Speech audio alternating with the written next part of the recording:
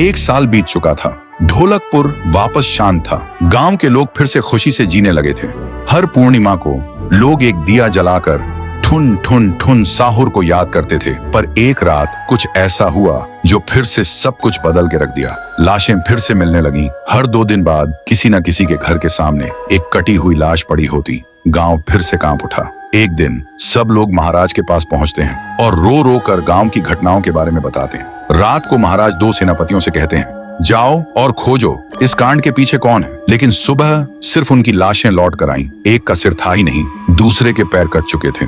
महाराज समझ गए कुछ तो लौट आया है, कुछ जो सिर्फ मौत का खेल खेल रहा है। और फिर कहते हैं, अब इस जंग का सामना मुझे ही करना होगा। उसी रात महाराज चुपके से गांव में आते हैं और एक पेड़ के पीछे खुद को छुपा लेते हैं। और ठीक रात के 2:30 बजे अचानक कहीं से धुआं छा जाता है और उस धुएं के अंदर से एक आवाज आती है,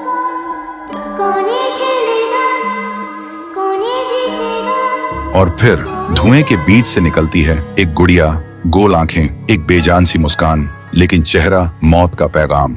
वो गुड़िया एक घर के गेट तक जाती है और बच्चों जैसा एक गाना गाने लगती है। उसके गाने की आवाज सुनकर एक आदमी बाहर आता है और अगले ही पल वो गुड़िया उसका सिर चबा जाती है। वो आदमी तड़प तड़प के वहीं जमीन पर गिर जाता है। महाराज सब कुछ देखते हैं। उनकी आंखें भर जाती हैं। उन्हें समझ आ जाता है इसके सामने जाना मतलब खुद का अंत लिखना है। अगली सुबह गांव के लोग इकट्ठा होते हैं। महाराज कहते हैं, ये पिछले भूत से भी ज्यादा डरावनी है।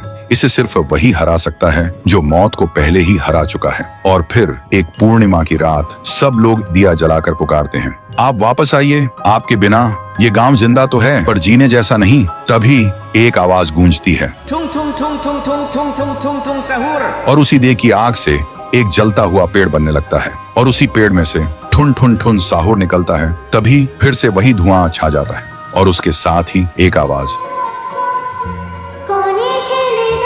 सब लोग घुटनों के बल गिर जाते हैं और कांपती आवाज में बोलते हैं, हमें बचाइए, वो आ गई है। ठुन ठुन ठुन साहुर एक जोरदार जंप करता है और सीधा उस धुएं में घुस जाता है और शुरू होती है एक आखिरी जंग ठुन ठुन ठुन साहुर और गुड़िया की। जमीन कांपने लगती है, आसमान से बिजली गिरती है और जब धुआं हटता है तो दिखाई देता है गुड़िया बिखर चुकी थी। हाथ अलग, सिर अलग, पैर अलग। और तब से गांव में फिर से एक नई सुबह हुई। महाराज मुस्कुराए, गांव वाले जीने लगे और उस दिन के बाद ठुन ठुन ठुन साहुर सिर्फ एक भूत नहीं रहा, गांव का रक्षक बन गया। लेकिन उसी रात कुछ ऐसा हुआ जो किसी को भी पता नहीं चला। गुड़िया का सिर, हाथ, पैर अपने आप जुड़ने लगे थे और फिर वो वहां से चली गई।